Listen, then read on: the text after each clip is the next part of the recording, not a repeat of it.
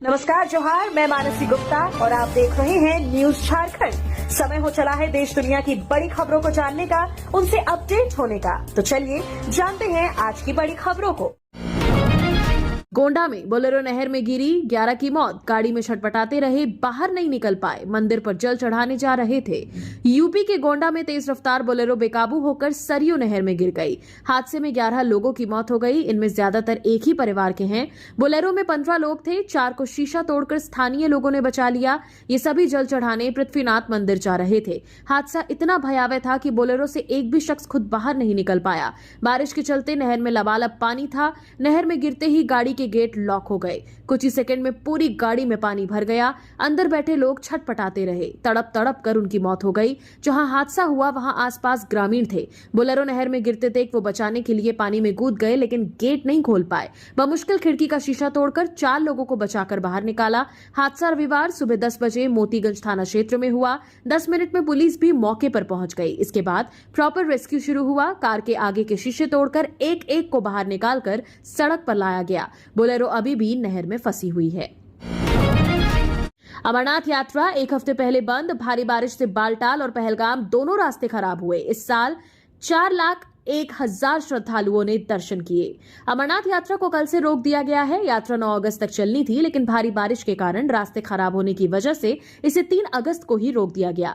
कश्मीर के divisional commissioner Vijay Kumar भितूड़ी ने बताया कि यात्रा मार्गों को बारिश के कारण काफी नुकसान पहुंचा है। बालटाल और पहलगाम दोनों रास्तों पर मरम्मत का काम होगा, इसलिए यात्रा को रोकना पड़ा है। उन्होंने कहा कि रास्तों पर मशीनों और कर्मियों की लगातार तैनाती के चलते यात्रा फिर से शुरू करना संभव नहीं है। अमरनाथ यात्रा 3 जुलाई से शुरू हुई थी और 9 अगस्त को रक्षाबंधन के दिन समाप्त होनी थी। इस साल अब तक 4,10,000 श्रद्धालु अमरनाथ गुफा में दर्शन कर चुके हैं, जबकि पिछले साल 5,10,000 से ज्यादा श्रद्धालु पहुंचे थे। दोस्त की अंतिम इच्छा पर अर्थी के आगे किया डांस। बोला, उसने कहा था मेरी शव यात्रा में नाचते हुए चलना। 4 साल पुरानी चिट्ठी दिखाई। मित्रता की ऐसी मिसाल शायद ही कहीं देखने को मिले, जहां एक दोस्त ने अपने मित्र की अंतिम इच्छा का सम्मान करते हुए उसकी शव यात्रा में डांस किया हो। मंदसौर जिले के जवासिया गांव में सोहन लाल जैन और अंबालाल प्रजापत की दोस्ती की ये अनूठी कहानी आज चर्चाओं में है।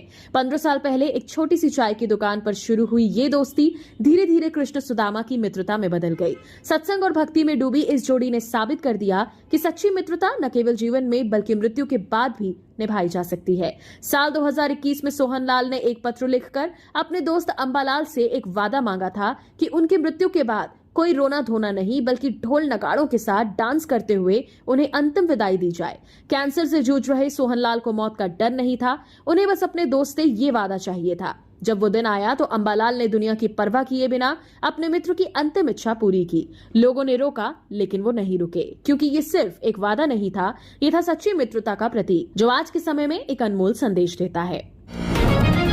सांसद मनोज तिवारी ने बाबा बैद्यनाथ का किया जलार्पण। सुल्तानगंज से देवघर की पैदल यात्रा। दुम्मा बॉर्डर से गोड्डा सांसद भी रहे साथ। श्रावणी मेले के दौरान दिल्ली भाजपा अध्यक्ष और उत्तर पूर्वी दिल्ली के सांसद मनोज तिवारी ने देवघर स्थित बाबा बैद्यनाथ मंदिर में जलार्पण कर पूजा अर्चना की। उन्होंने सुल्तानगंज से गंगाजल लेकर बासुकीनाथ तक की कांवड़ यात्रा पूरी की और फिर बाबा की नगरी में पहुंचे। मंदिर में जल अर्पण के दौरान उनके साथ गोड्डा सांसद डॉक्टर निशिकांत दुबे भी मौजूद रहे। दोनों ने कहा कि बाबा भोलेनाथ का दर्शन और पूजन करने का सौभाग्य प्राप्त हुआ। मनोज तिवारी ने इस अवसर पर कहा कि बाबा पर उनका विश्वास बचपन से है और ये यात्रा उनके लिए भावनात्मक रूप से अत्यंत विशेष रही। देवघर पहुंचने पर दुम्मा बॉर्डर के पास मनोज तिवारी का भव्य स्वागत किया गया। रास्ते में कांवड़ियों और शिविरों में रुके श्रद्धालुओं ने उन्हें पुष्पमालाओं से सम्मानित किया। कई लोगों ने उनके साथ तस्वीरें ली और जयकारे लगाए। मनोज तिवारी ने यात्रा के दौरान व्यवस्था की सराहना करते हुए कहा कि इस बार प्रशासन द्वारा कांवड़ियों के लिए विशेष पथ बनाया गया है, जिससे यात्रियों को सुगमता से चलने में सुविधा हुई। उन्होंने आशा जताई कि अगले वर्ष ये यात्रा और भी भव्य रूप में आयोजित होगी तथा इससे श्रद्धालुओं की संख्या में और बढ़ोतरी होगी। महाकाल की चौथी सवारी में शामिल होगी पर्यटन की झांकियां। नंदी रथ पर श्री उमा महेश भी रहेंगे। जनजातीय कलाकार देंगे नृत्य प्रस्तुति। श्री महाकालेश्वर मंदिर से सावन महीने की चौथी सवारी सोमवार 4 अगस्त को निकलेगी। इस बार भगवान महाकाल की पालकी के साथ नंदी रथ पर भगवान श्री उमा महेश की प्रतिमा भी शामिल की जाएगी। चौथी सवारी की थीम मध्य प्रदेश के प्रमुख पर्यटन स्थलों पर आधारित होगी। इस दौरान जनजातीय और लोक कलाकार रंग बिरंगे नृत्य प्रस्तुत करेंगे। भगवान महाकाल की ये सवारी शाम 4 बजे मंदिर से निकलेगी।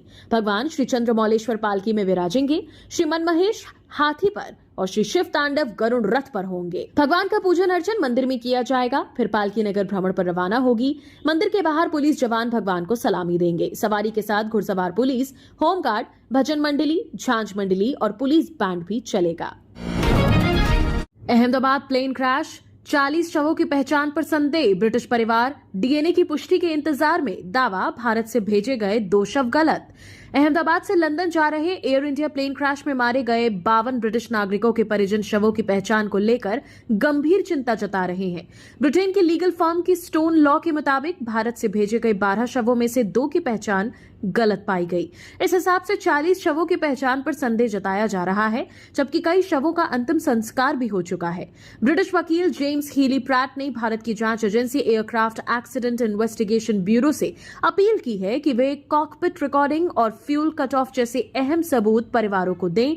ब्रिटिश पीएम कीर स्टारमर और पीएम नरेंद्र मोदी के बीच इस मुद्दे पर हाल में हुई चर्चा के बाद डीएनए की प्रक्रिया में तेजी आई है। कुछ शवों के डीएनए से मेल खाने की पुष्टि जल्द होने की उम्मीद जताई जा रही है। कश्मीर के अखल में सर्च ऑपरेशन का तीसरा दिन, 2 आतंकी ढेर, 2 की सर्चिंग जारी। तलाशी अभियान के दौरान 2 जवान घायल। जम्मू कश्मीर में कुलगाम के अखल जंगल में आतंकियों की तलाश का रविवार को तीसरा दिन है। यहां अभी भी 2 आतंकियों के छिपे होने की आशंका है। रिपोर्ट्स के मुताबिक 1 आतंकी घायल है। 1 अगस्त की रात से शुरू हुए सर्चिंग ऑपरेशन के बाद शनिवार को सुरक्षा बलों ने 2 आतंकियों को ढेर किया था। एक आतंकी की पहचान पुलवामा के हारिस नजीर डार के तौर पर हुई थी। सी कैटेगरी का आतंकी हारिस उन 14 लोकल आतंकियों की लिस्ट में था जिनके नाम खुफिया एजेंसियों ने पहलगाम हमले के बाद 26 अप्रैल को जारी किए थे। उसके पास से AK-47 राइफल, मैगजीन ग्रेनेड और गोला बारूद बरामद हुआ था। एनकाउंटर के दौरान शनिवार को सेना का जवान घायल हुआ था। रविवार को एक और जवान घायल हुआ। दोनों का श्रीनगर के 92 बेस हॉस्पिटल रेफर में इलाज जारी है। Special operation group, Jammu Kashmir police, सेना और सीआरपीएफ ऑपरेशन अखल को अंजाम दे रहे हैं। आतंकियों की तलाश के लिए हाईटेक सर्वेलांस सिस्टम यूज में लाया जा रहा है। वाराणसी प्रयागराज के 1 लाख घरों में गंगा का पानी भरा। यूपी के 12 जिलों में बाढ़। एमपी में 9 जिलों में तेज बारिश का अलर्ट। उत्तर प्रदेश के तेज बारिश के कारण 12 जिलों में बाढ़ के हालात हैं। इनमें प्रयागराज, काशी जिले शामिल हैं। वाराणसी और प्रयागराज में गंगा का पानी 1 लाख से अधिक घरों में घुस गया है। रविवार सुबह 6 बजे से गंगा का जलस्तर खतरे के निशान से 20 सेंटीमीटर ऊपर बह रहा है। खतरे का निशान 71.4 मीटर है। बिहार के सभी 38 जिलों में रविवार को तेज आंधी बारिश का अलर्ट है। 18 जिलों में ऑरेंज तो 20 जिलों में येलो अलर्ट है। बीते 24 घंटे में पटना समेत 13 जिलों में बारिश हुई। पटना में 366.20 mm बारिश दर्ज की गई है। यहां सड़कों पर 2 फीट तक पानी भरा है। राहुल बोले, भारत का इलेक्शन सिस्टम मर चुका है। मोदी धांधली से पीएम बने। ईसीआई का जवाब, जून में बुलाया था, आए नहीं। राहुल गांधी ने पिछले 10 दिनों में तीसरी बार इलेक्शन कमीशन पर निशाना साधा है। राहुल ने शनिवार को कहा, भारत का इलेक्शन सिस्टम मर चुका है।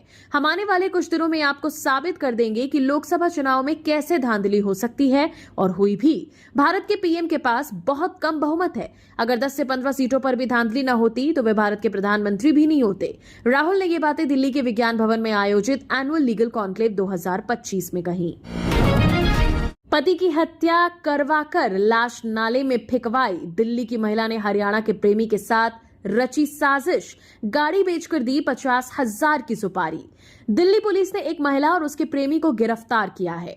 महिला ने प्रेमी के साथ मिलकर पति की हत्या की साजिश रची थी। उसने पैसे देकर अपने पति की हत्या करवा दी और लाश को नाले में डलवा दिया था। गिरफ्तार आरोपियों की पहचान दिल्ली के अलीपुर निवासी 34 साल की सोनिया और सोनीपत निवासी उसके 28 साल के प्रेमी रोहित के रूप में हुई है। पुलिस ने बताया कि मामले का एक अन्य आरोपी विजय फरार है। विजय रिश्ते में सोनिया का देवर है और उसने ही 50,000 रुपए की सुपारी लेकर प्रीतम की हत्या की थी। पुलिस जांच में पता चला है कि आरोपी महिला सोनिया ने पति की हत्या के लिए अपनी बहन के देवर विजय को 50,000 रुपए की सुपारी दी थी। हत्या के बाद विजय ने सोनिया को इंस्टाग्राम पर प्रीतम के शव का वीडियो और फोटो भेजकर रुपए मांगे। इसके बाद सोनिया ने पति का ऑटो बेचकर बाकी की रकम उसे चुकाई थी। मुंबई में बिना टिकट यात्री का स्टेशन पर हंगामा। ऑफिस में कंप्यूटर कीबोर्ड तोड़ा। मुंबई के बोरीवली स्टेशन पर बिना वैध टिकट के यात्रा कर रहे एक शख्स ने ऑफिस में तोड़फोड़ की। घटना 2 अगस्त को दोपहर लगभग 3 बजे की है। वैध टिकट न होने पर 3 पैसेंजर्स को टीसी ऑफिस लाया गया था। वहां एक पैसेंजर हिंसक हो गया। उसने कंप्यूटर और कीबोर्ड तोड़ दिया। झगड़े के दौरान रेलवे कर्मचारी और यात्री घायल हुए। आरोपी को जीआरपी को सौंप दिया गया। महाराष्ट्र नवनिर्माण सेना के कार्यकर्ताओं ने पनवेल में नाइट राइडर्स बार में तोड़फोड़ की। इसका वीडियो सामने आया है। घटना मंच से प्रमुख राज ठाकरे ने शनिवार को रायगढ़ में दिए बयान के बाद हुई। उन्होंने कहा था कि रायगढ़ छत्रपति शिवाजी महाराज की राजधानी है। यहाँ इतने सारे अवैध डांस बार खुल गए हैं, वो भी गैर मराठी लोग चला रहे हैं। हरियाणा में ईवी की खरीद पर फिर सब्सिडी की तैयारी। 2 व्हीलर 15,000, कार 6 लाख रुपए तक सस्ती मिलेगी। मंत्री नरवीर बोले जल्द मिलेगी छूट। हरियाणा के लोगों को इलेक्ट्रिक वाहनों पर फिर से छूट मिल सकती है। उद्योग वाणिज्य एवं पर्यावरण मंत्री राव नरवीर सिंह ने संबंधित विभागों के अधिकारियों को निर्देश दिए हैं कि 40 लाख रुपए तक के वाहनों को दोबारा सब्सिडी के दायरे में लाया जाए। खासकर 2 पहिया वाहनों की खरीद पर कम से कम 15% की सब्सिडी दी जाए ताकि मध्यम वर्गीय लोगों को इसका फायदा मिल सके।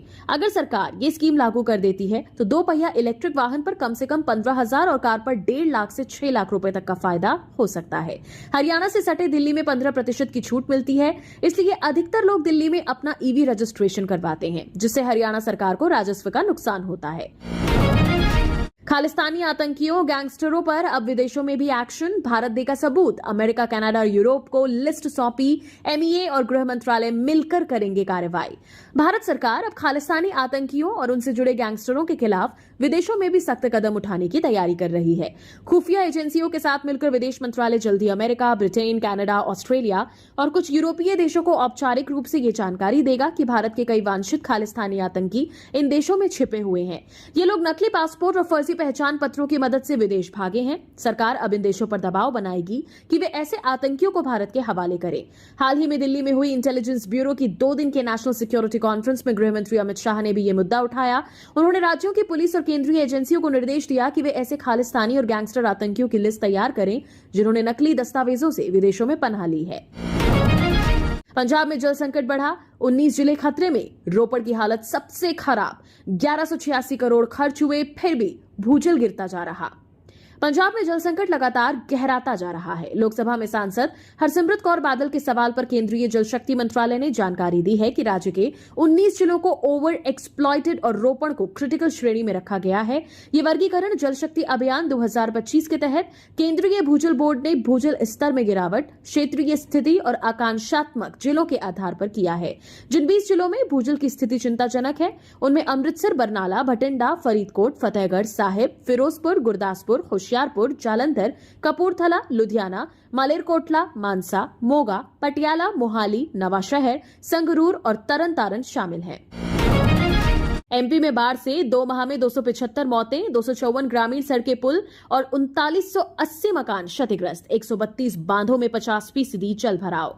प्रदेश में कई इलाकों में भारी बारिश से नदी नाले उफान पर हैं। इस वजह से हादसे भी हो रहे हैं। हाल ही में सीहोर जिले के भेरू खो वाटरफॉल में 2 छात्र बह गए। यहां 15 दिनों में डूबने से 7 लोगों की मौत हो चुकी है। पूरे मध्य प्रदेश की बात करें तो बाढ़ के दौरान हुए हादसों में 275 लोगों की जान जा चुकी है। मानसून की आमद के बाद से जून और जुलाई के ये आंकड़े सरकार ने खुद विधानसभा में बताए हैं, जबकि 1657 पशुओं को भी जान गंवानी पड़ी है। बारिश के चलते सड़कों को भी नुकसान पहुंचा है। ग्रामीण सड़क विकास प्राधिकरण की 254 से अधिक सड़कें और पुल क्षतिग्रस्त हुए हैं। 293 मकान पूरी तरह क्षतिग्रस्त हो गए। 3687 मकानों में आंशिक नुकसान भी पहुंचा है। कुल 3980 मकानों को नुकसान पहुंचा है। तेजस्वी यादव ने कहा, ड्राफ्ट वोटर लिस्ट में नहीं है नाम। चुनाव आयोग ने बताया बेबुनियाद दावा। बिहार में मतदाता सूची के विशेष गहन पुनरीक्षण का पहला चरण खत्म होने के बाद चुनाव आयोग ने मतदाता सूची का ड्राफ्ट जारी कर दिया है। लेकिन बिहार विधानसभा के नेता प्रतिपक्ष और आरजेडी नेता तेजस्वी यादव का कहना है कि उनका नाम इस ड्राफ्ट सूची में नहीं है। उन्होंने शनिवार को एक प्रेस कॉन्फ्रेंस कर चुनाव आयोग पर कई आरोप लगाए और बूथ वाइज सूची न दिए जाने पर चुनाव आयोग की मंशा पर सवाल भी उठाए हैं। शनिवार देर शाम चुनाव आयोग ने इस मामले में एक एक्स पोस्ट कर तेजस्वी यादव के दावों को भ्रामक, बेबुनियाद और गैर जिम्मेदाराना बताया। आयोग ने लिखा, उठाए गए सवाल भ्रामक और तथ्यहीन हैं। आरजेडी के 47,506 बीएलओ ने भी 1 अगस्त से 2 अगस्त दोपहर के 3 बजे तक कोई भी दावे या आपत्तियां दर्ज नहीं किए हैं। स्पष्ट है कि आरोप बेबुनियाद हैं और इस तरह के बयान बेहद गैर जिम्मेदाराना है।